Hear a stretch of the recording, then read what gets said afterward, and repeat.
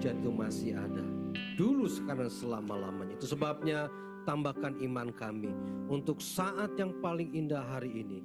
Fokus untuk mendengarkan firman-Mu. Urapi hamba-Mu, urapi kami semua. Sehingga tidak ada seorang tidak diberkati, tetapi kami semua diberkati. Kami dipulihkan dan kami membawa kemenangan dari surga.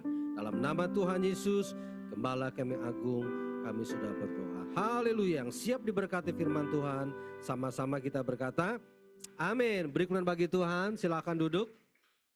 Selamat pagi menjelang siang Bapak Ibu, Shalom. Doa dan harapan saya saudara-saudara selalu ada dalam perlindungan Tuhan. Dan saudara senantiasa diberikan kesehatan prima.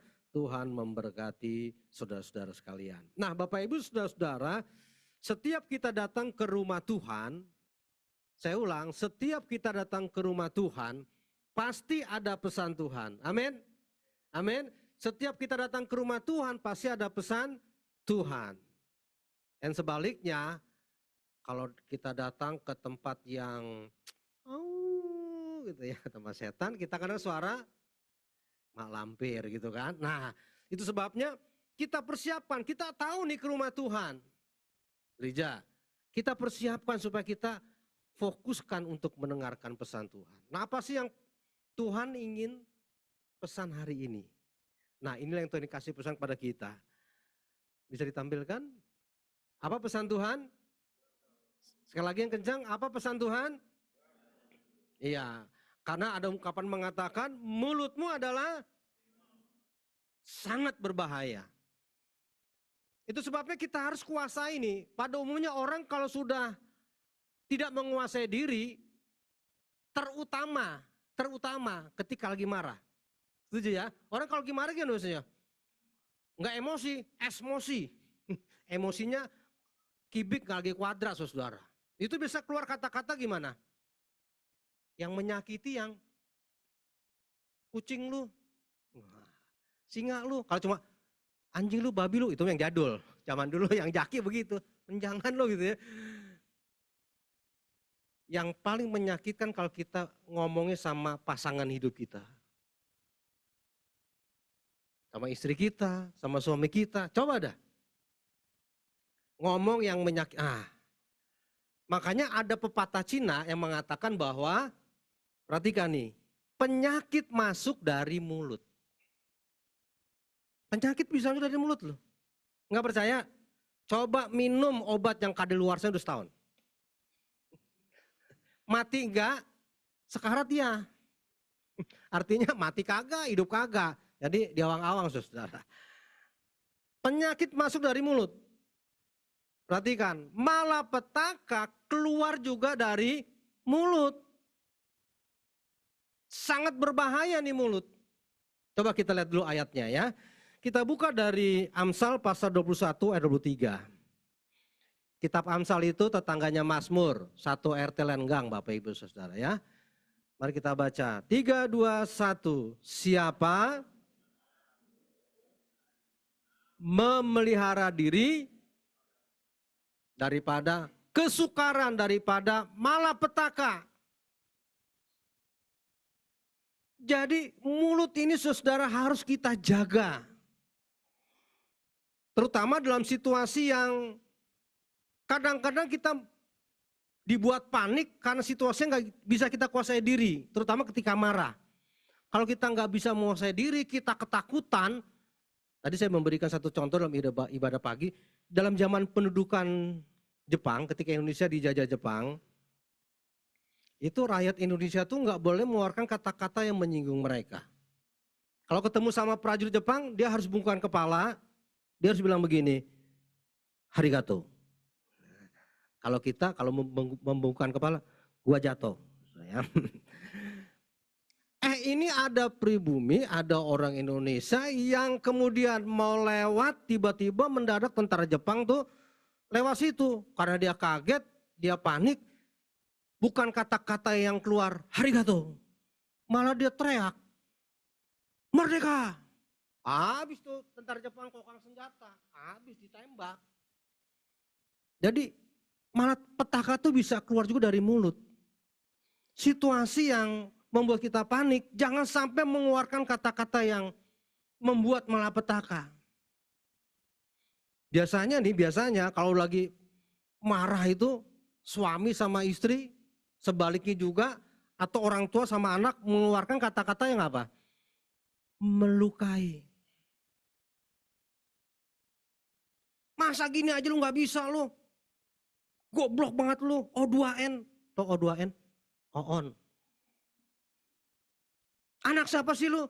Anaknya bilang, tuh potretnya engkong. Engkong suami bapak gua, kata begitu kan, sama aja gobloknya dong. Jadi benar-benar Bapak, Ibu, Saudara, ini mood harus dijaga. Sekarang kita kembali, bukan ke laptop, saya nggak bawa laptop. Kembali ke Alkitab, back to Bible. Dalam Amsal ini, itu ada gambar atau foto binatang. Ini kucing apa marmut, Saudara? Ini gambarnya marmut apa kelinci, Saudara? Oh ayam ya, baru kali saya tahu ayam. Ngono-ngono, cokoy-ngono tuh mbak. Ini bahasa Yunani yang diplesetkan menjadi Yunina. Gambar apa? Inilah konglomeratnya binatang, beruang. Kalau dijadikan satu, beruang. Kalau disingkat, beruang. Jadi ini ada kisah ketika seorang nabi namanya Elisa. Kenal ya Elisa Bapak Ibu ya? Tapi bukan Elisa tukang somai yang di depan itu, bukan. Lain, saudara. Ini nabi, saudara. Ya nabi itu kan rambutnya mohon maaf, ya agak botak gitu ya. Ini ada 42 anak yang melihat Nabi Elisa lagi mendaki sebuah bukit, itu dikata-katain, dilecehkanlah. Naiklah botak, naiklah botak, naiklah botak. Kalau Alkitab Indonesia memang ditulis 42 anak, tapi sebetulnya dalam pemahaman yang benar, dalam konteks yang benar asli itu 42 anak gangster. Mungkin lebih kejam, lebih bengis dari itu, saudara. Ditayangkan Pak ya, nggak apa-apa ya. Oke. Jadi memang ini anak-anak ini, itu anak-anak yang tanda kutip agak brengsek. Itu sebabnya Bapak Ibu saudara-saudara, saya sangat mengharapkan, oke, kita beri kesempatan mereka belajar ilmu pengetahuan. Intelektual mereka boleh diisi. Supaya anak yang pinter dan cerdas. Tapi kalau ininya nggak diisi, dia bagaikan robot saudara. Ya, miris kalau melihat peristiwa orang tua yang kemudian diabaikan oleh anaknya. Anak yang sejak kecil itu dirawat, dididik. Kan ketika anak kecil masih umur setahun kan nggak bisa ngapa-ngapain. Kan pasti kalau anak nangis diapain Bapak Ibu? Saya nggak tanya bapak-bapak, biasanya ibu-ibu nih ya. Ibu-ibu kalau anaknya nangis diapain? Oh, kalau nggak pakai ini nggak bisa denger ya? Ntar saya kantongin dulu dah. Ya denger ya. Kalau anaknya nangis diangkat langsung diapain? Dibanting? Kan pasti diangkat. Minimal kan dinyanyiin tuh. Saya backgroundnya, memang nama saya kan Petrus Legowo. L-nya Legowo, sebetulnya L-nya itu kalau orang, saya kan Tanglang ya, Tai Chinese nih. L itu saya sebetulnya Lau, Petrus Lau. Jadi mohon maaf sama Andi Lau saya masih saudara-saudara ya. Ya gitu saudara ya. Ya zaman dulu kan biasa lah harus pakai bahasa Indonesia. Ya, sekarang saya usia ini hampir 46 lah. Masih muda 46 saudara ya. Dibalik. Jadi kalau background saya kan dari Jawa Tengah nih, dari Wonosobo orang Jawa.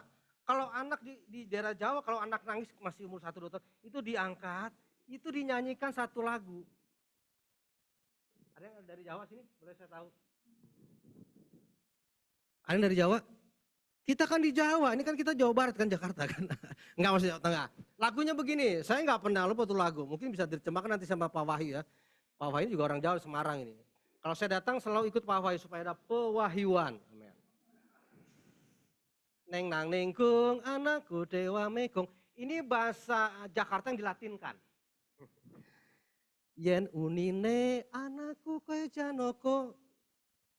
Jadi dia nyanyikan, aduh neng nang nengkung anakku gitu ya. Dia selalu berkata, oh anakku seperti Janoko. Janoko itu di dalam dunia pewayangan itu satria gagah perkasa, ganteng, sakti mandraguna. Jadi orang tua mengharapkan lewat lagunya, lewat perkataannya. Nah, kalau anak perempuan, gitu kan, anaknya. Bapak, ibu harapkan orang tua kamu jadi anak yang sukses, anak yang berhasil. Itu orang tua loh. Ketika orang tua sudah merawat, memprihatinkan kalau anak tidak mengasihi orang tuanya. Kisah di Celengsi kemarin itu sangat memprihatinkan. Orang tua ditelepon itu berapa kali kan. Anaknya ditelepon gak pernah datang-datang. Nah ini anak rupanya di gangster. Pergaulan itu sangat menentukan kehidupan sang anak. Karena ada ayat mengatakan 1 Korintus 15 ayat 33. 1 Korintus 15 ayat 33 mengatakan bahwa jangan kamu sesat, pergaulan yang buruk, ya, jangan kamu sesat, pergaulan yang buruk merusak kebiasaan yang baik. Itu kan yang bahasa Indonesia kan. Kalau yang aslinya mengatakan pergaulan yang buruk menghancurkan karakter.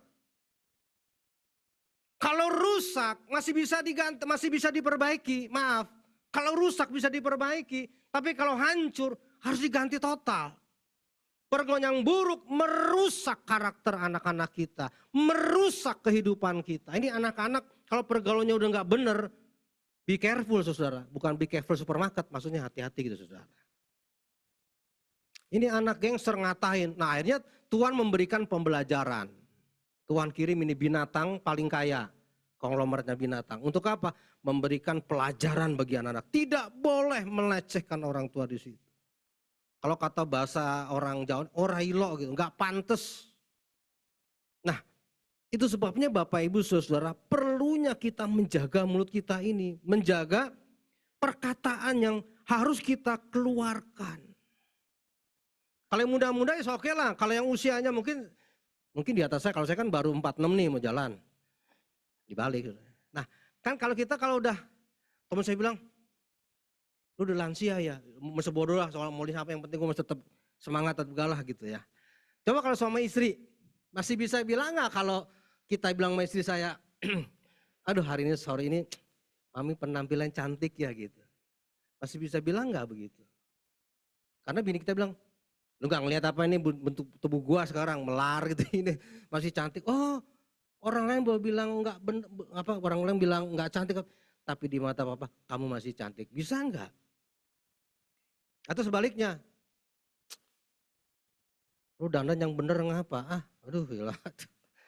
Itu belakang ada ventilasi udaranya bagaimana sih lu dandan dikit nggak apa?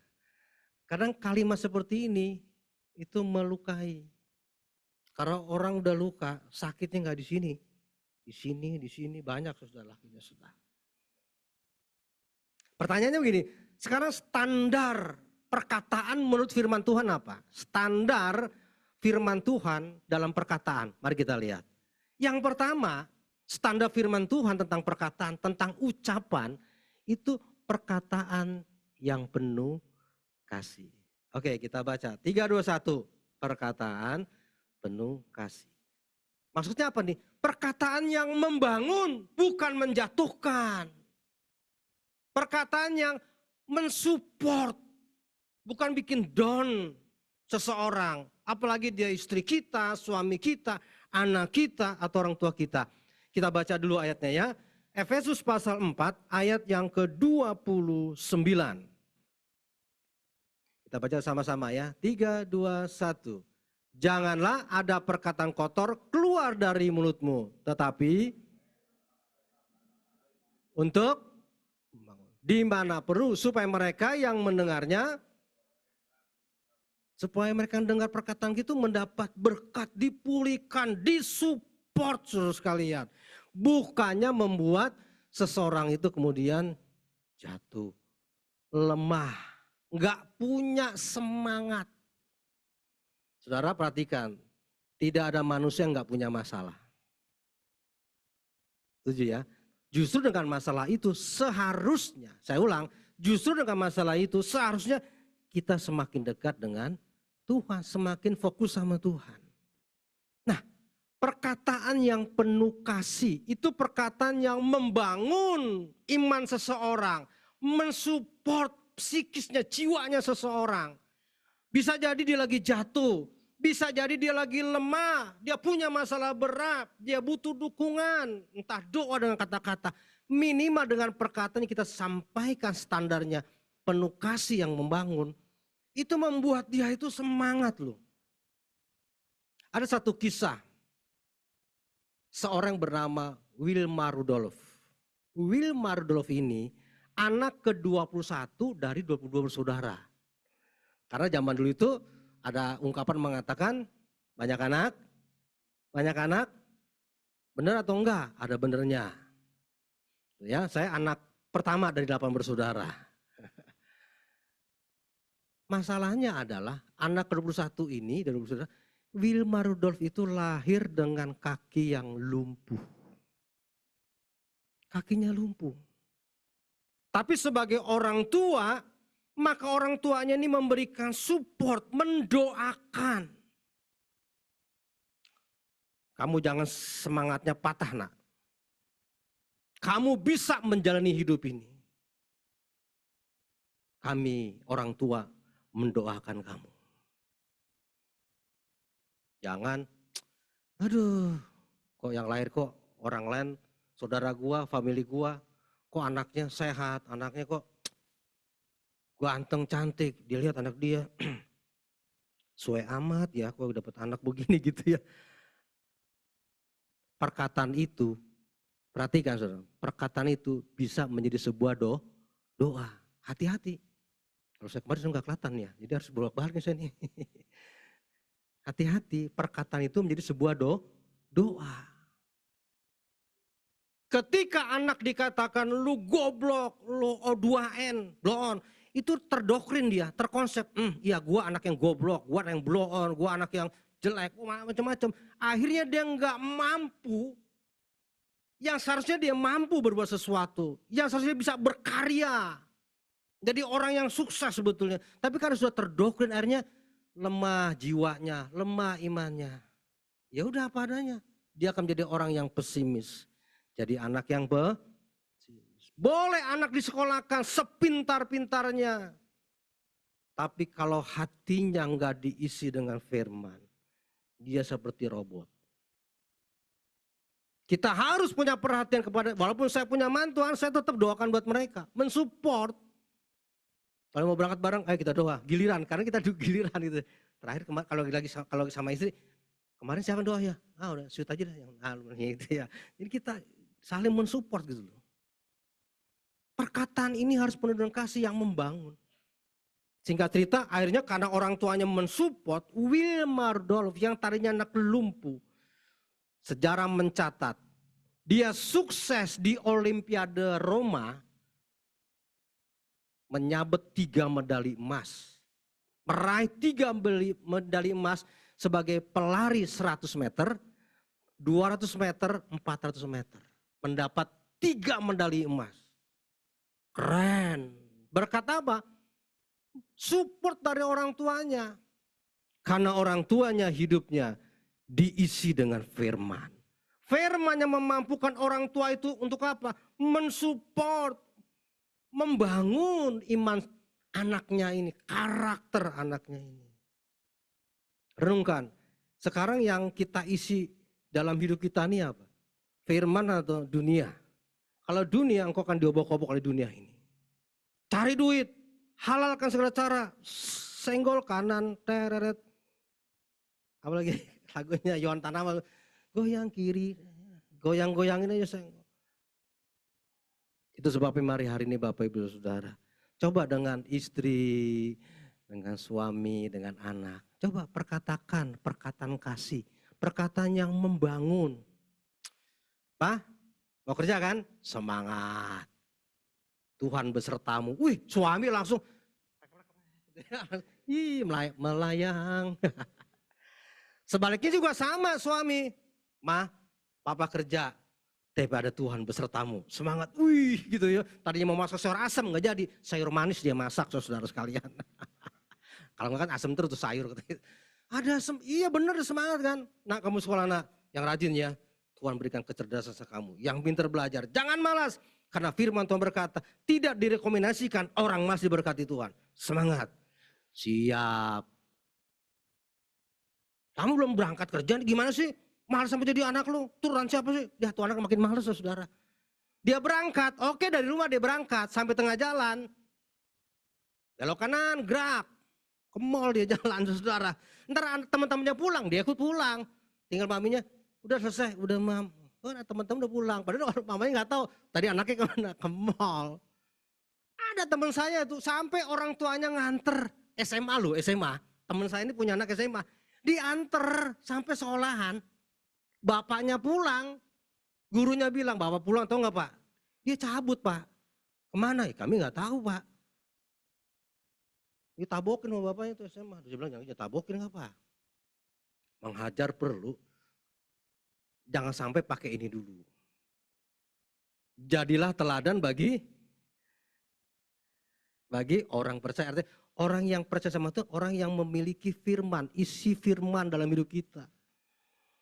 Makanya kalau hidup kita diisi firman, yang keluar juga firman. Perkataan penuh kasih yang membangun. Dari mana hidup kita diisi firman? Pertama, ya setidaknya harus baca firman Alkitab. Kok gue gak jelas nih ayat-ayatnya nih. Pasti kalau kau baca Alkitab gak jelas, ada yang gak jelas ya. Yakin gak jelas. Contoh, lebih mudah seekor onta masuk lubang jarum daripada orang kaya masuk surga. Jelas gak? Kok onta masuk lubang jarum ya? Boro-boro onta, semut bakot aja susah tuh lubang jarum. Gue tahu jarum tuh. Kalau laki-laki gak tahu jarum ya. Kalau wanita kan tahu jarum ya. Laki-laki gak tahu jarum ya. Oh, kalau saya bukan laki-laki, maaf saya pria sejati. Tahu tuh jarum tuh kan, kalau ngituin ada yang robek kan, jarum masukin apa tuh benang gitu kan. Boro-boro ontak. Kumaha teh ilah ayat Alkitab sok atau aya-aya wae ini bener apa kagak. Nah, perlunya bimbingan dalam kebaktian. Fungsinya pendeta hamba Tuhan menjelaskan hal yang belum jelas. Makanya ada ayat yang menjadi pesan Tuhan kepada kita. Latihlah dirimu Ini ada orang bakal ya. Latihlah dirimu beribadah. Ibadah harus dilatih. Kita mau sehat aja nih, latih untuk olahraga. Minimal jalan kaki lah. 15 menit ya, enggak 15 menit, 30 menit ya minimal tuh. Latih. Kalau mau kita sehat, rohani kita mau sehat, latih beribadah. Tuhan, Tuhan hari ini izin dulu ya Tuhan, ada reuni. Tuhan hari ini izin dulu ya, apa kayak gitu ya. Kan gereja nggak pernah lari, nggak punya kaki. Kalau kita nggak latih, yang diisi bukan lagi firman. Dunia. Apa yang dicari orang? Bukan saya ngomong lu ya. Isi dengan firman. Maka perkataan yang keluar standarnya firman. Kalau diisi dunia, perkataan yang keluar perkataan dunia. Kampret lu. Emang gua kalong. Benar itu melukai, standarnya adalah firman. Oke Bapak Ibu Saudara, jadi Wilma Rudolph memiliki orang tua yang hidupnya diisi dengan firman. Makanya dia memberikan support yang membangun. Supaya anaknya apa? Semangat. Yuk Bapak Ibu sekarang coba deh kita perbaiki ya. Kalau yang tadinya kita memperkatakan sama pasangan hidup kita, suami istri, yang kira-kira enggak alkitabiah, sekarang dirubah. Amin. Harus dirubah. Kayak gitu tadi lah kalau mau kerja, semangat ya Pak. Tuhan memberkati engkau.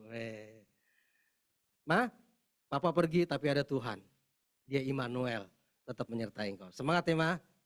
Masaknya yang enak ya. Oke. Tadi enggak semangat, itu semangat. Tadi mau bikin, misalnya tadi mau bikin sayur daging tanpa tulang, akhirnya dia beli daging sama tulang. Tahu daging tanpa tulang? Tempe, tahu itu kan daging, nggak ada tulangnya saudara. Iya, oke ya yang pertama. Tadi lagu mengatakan mujizat masih ada. Benar tuh. Wilma Rudolph mengalami mujizat karena apa? Perkataan yang membangun dari orang tuanya. Halo Bapak Ibu, kita orang tua, mari ucapkan yang menjadi doa. Supaya anak-anak kita menjadi anak yang berhasil, amin. Kalau hari ini ada yang belum bawa anak-anak ke gereja sekolah minggu depan ajak. Ayo nak, ayo ke gereja, ayo papa antar sekolah minggu. Anak kita diisi oleh firman. Sehingga apapun yang terjadi, dia akan tahu bahwa Tuhan beserta dia. Amin. Oke, nggak usah lama-lama dah ya. Yang kedua, yang terakhir dah. Udah siang soalnya buat maksi nanti. Yang kedua adalah standar firman Tuhan dalam perkataan yang menyampaikan pesan Tuhan. Oke, kita ucapkan 3, 2, 1. Ya, jadi setiap kata-kata yang keluar itu adalah menjadi sebuah pesan yang memang Tuhan sampaikan. Bukan dunia, saudara sekalian. Contoh paling gampang Bapak Ibu Saudara. Kita baca dulu ayatnya ya.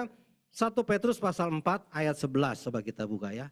Bukan karena yang khotbah Petrus pakai surat Petrus, enggak juga. Kita mah enggak ada kongkang-lingkong Saudara ya. 1 Petrus pasal 4 ayat 11. Oke. Jika ada orang yang berbicara, baiklah ia berbicara sebagai orang apa katanya? Yang menyampaikan firman Allah. Yang menyampaikan pesan. Jadi kalimat yang kita sampaikan bukan kalimat atau pesan dunia, tapi pesan yang Tuhan sampaikan. Lah logikanya, kita realistis saja nih kalau kita bicara soal realistis ya. Bagaimana kita bisa menyampaikan pesan Tuhan kalau kita nggak pernah dengar firman Tuhan? Kalau nggak kita baca firman Tuhan, itu kata kuncinya. Ya iyalah masa iya dong, dang ding dong.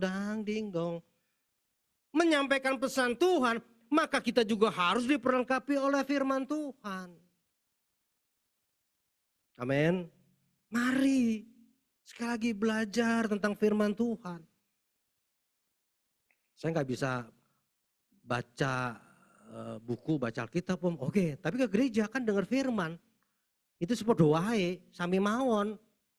Tetangganya rawan saudara sekalian. Sama aja saudara sekalian. Jadi ketika hidup kita diisi firman, kita bisa menyampaikan pesan Tuhan. Ada kisah. Dan ini mujizat juga terjadi. Seseorang yang bekerja sebagai pegawai sekolah. Pegawai sekolah, TU lah, tata usaha. Orang kan kadang-kadang lihatnya sebelah mata, padahal matanya dua saudara sekalian. Oh saya kira tadi kaosnya mau dibagi saya, belum ya. Saya kira kemarin kaosnya mau dikasih saya satu. Kembali ke firman Tuhan. Tapi pegawai sekolah ini, perhatikan saudara. Setiap dia datang bekerja, dia selalu menyampaikan pesan Tuhan lewat praise and worship-nya. Dia selalu nyanyikan pujian. Semua baik, semua baik. Terus apa yang di dalam, terus semua baik, terus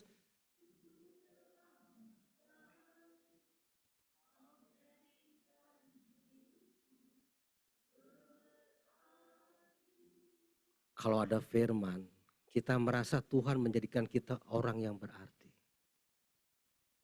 Dia selalu memperkatakan pesan Tuhan. Ini kan pesan Tuhan kan. Dari mana?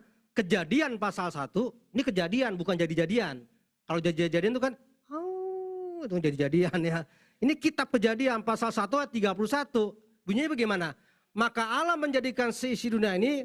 Termasuk Adam dan Hawa. Sungguh amat. Itu sangat sempurna. Menyampaikan pesan Tuhan dari kitab Kejadian pasal 1 31 bahwa apapun yang Tuhan berikan bagi hidupku sehingga membuat hidupku berarti itu karena Tuhan itu baik. Dia nyanyikan loh setiap datang bekerja sebagai pegawai TU. Rupanya menarik perhatian anak sekolah SD. Maaf saya lupa kelas 3 atau kelas 4 loh. Anak SD ini kan punya perhatian. Ini kok Bapak kalau saya ketemu dia nyanyinya semua baik, Allah itu baik. Ush. Dia cerita sama, namanya juga bocah, cerita sama orang tuanya kan. Pi, itu di sekolah saya ada bapak yang kalau nyanyi itu, rasanya. Ya lagunya enak juga, apa tuh, semua baik, apa yang. Nah. Oh gitu ya, sekarang gini ya, kamu minta nomor teleponnya, nomor handphonenya dia, nanti papi mau telepon. Benar, akhirnya anak singkat cerita minta nomor handphonenya, terus bapak ini, pokoknya dikasih, terus akhirnya papinya ini telepon, Pak ini baik, ya saya orang tuanya ini kelas, oh iya, ya saya dengar bapak sering nyanyi, Pak saya minta bapak mau ngisi acara, bukan kebetulan di rumah saya ada ibadah, keluarga. Kalau mungkin ini Komsel gitu kali ya. Ini Katolik, backgroundnya Katolik. Katolik. Nanti Bapak nyanyi yang Bapak sering lagi nyanyikan, nanti bawa renungan singkat aja. Tapi bukan sesingkat-singkatnya, itu nanti proklamasi, itu singkat. Ini bukan firman. Akhirnya datang ke sana, dia nyanyi, ibadah, semua baik gitu ya. Terus dia sampaikan pesan Tuhan. Setelah selesai, tuan rumah bilang, baik udah selesai, sudah bisa makan minum. Nah, terus papinya ini bilang, Pak saya mau nanya sama Bapak. Jadi anak saya ini sangat, aduh rasanya senang Bapak kalau nyanyi lagu itu. Emang Tuhan itu baik Pak? Baik. Oh iya. Bapak punya rumah di mana? Punya sendiri apa kontrak? Ngontrak. Loh katanya Tuhan baik. Kan Bapak ngontrak. Kalau Bapak mengatakan Tuhan itu baik pasti Bapak ngontrak. Oh saya masih ngontrak itu Tuhan baik. Kenapa? Ada banyak orang yang atapnya adalah langit. Bukannya ini katanya itu. Waduh gitu ya. Iya. Oke deh. Sekarang gini deh Pak. Kira-kira nih. Kalau nanti Bapak punya rumah. Bapak pengen punya rumah di mana? Ya kalau punya rumah ya nggak terlalu mewah-mewah kali ya. Saya cukuplah di Pondok Indah atau di Menteng gitu. Bapak yakin? Oh yakin karena Tuhan itu baik. Serius ya? Iya. Wih, luar biasa Pak ya. Terus akhirnya ini orang tua ini papinya dia pergi ke kamarnya. Kemudian dia ambil cek. Ini cek beneran bukan cek-cek. Karena cek-cek tenangnya cim-cim ntar. Ini cek beneran dia tulis nominal sekian gitu ya. Dia taruh di amplop. Kemudian setelah selesai dia mau pamit itu. Terima kasih ini ada berkat buat Bapak. Oh ya tapi saya mau pelepasan dulu. Mau ke telolet katanya. Telolet tuh. Toilet maksudnya. Nah ketika dia ke toilet, dia buka tuh amplopnya. Wih, dia sampai terkejut, dia kucek mata nih kagak salah nih ya. Gile, dia WA istrinya. Bu, ini kita ada berkat luar biasa. Nanti di rumah Bapak ceritakan. Dia tutup lagi, terus dia kantongin, terus dia permisi. Sampai di rumah, nominal angkanya bisa dia beli rumah di Menteng atau di Pondok Indah.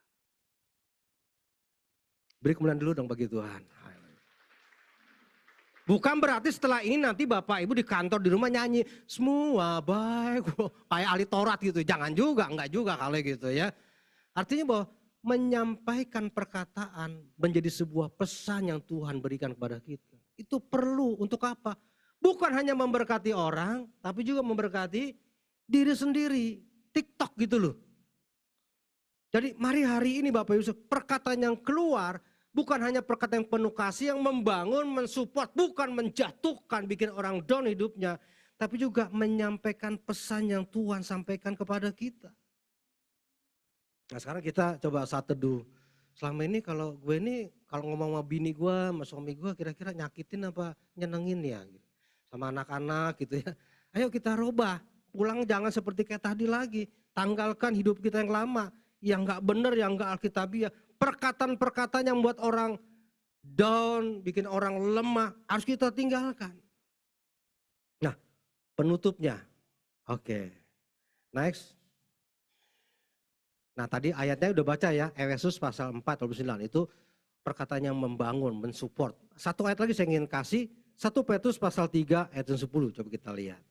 1 Petrus pasal 3 ayat yang ke-10. Ya, jika ada orang yang berbicara, 1 Petrus pasal 3:10. Masih saudara kembarnya, ini kan pasal 4 ya, ini pasal 3 ayat 10. Ya, siapa yang mau mencintai hidup dan mau melihat hari-hari baik, ia harus menjaga lidahnya terhadap yang jahat dan bibirnya terhadap ucapan-ucapan yang menipu. Kalau kita ingin mencintai hidup kita ini penuh dengan hari-hari yang baik gitu ya. Damai sejahtera. Nah, kita harus jaga lidah kita. Jangan sampai mengeluarkan kata-kata yang menjatuhkan, melemahkan, membuat orang sengsara. Jaga mulut kita. Karena apa yang kita ucapkan itu sekali lagi bisa seperti sebuah doa. Nah, tadi saya bilang terakhir dalam ibadah yang pertama, coba ini saran saya. Saya menyarankan, coba satu saat sudah pergi sebuah bukit. Tapi jangan bukit Sentul, yaitu kedekatan. Sebuah bukit yang kalau kita ngomong itu suaranya bisa menggema. Menggema ya. Kalau saya teriak misalnya, hai, pasti jawabannya gimana? Kalau saya bilang, Hello. Jawabannya, kamu baik. Dia juga bilang, kamu baik. Ganteng, kamu ganteng. Jelek, lu lebih jelek. Serius, saya nggak bohong nih. So praktekkan coba deh. Pergi ke satu bukit yang menggema. Ketika kita ucapkan, apa yang kita tabur, kita akan tuai. Ilmu petani, apa yang dia tabur tuh petani. Dia menabur bibit cabai. Maka yang tumbuh adalah pohon duren. Benar? Ya enggak juga kali gitu kan. Yang ditabur ya apa yang ditanam. Kalau kita ngomong, hai, kamu diberkati. Lu jelek, lu lebih jelek. Coba deh. Mulutmu adalah harimaumu. Itu kata istilah tetangga sebelah. Tapi kalau kita lihat firman, jagalah. Kalau engkau ingin melihat hari-harimu, ada damai sejahtera, ada kebahagiaan, ada mujizat di situ. Ini dua contoh mujizat. Widorf pertama itu kan mujizat. Penjaga sekolah ini juga itu mujizat. Sesuatu yang kita nggak duga. Hanya dengan perkataan penuh kasih menyampaikan pesan Tuhan. Yang berbahagia adalah setiap orang yang mendengarkan firman Tuhan, merenungkan dan mempraktekannya. Amin. Tuhan memberkati. Mari kita beri kemuliaan bagi Tuhan.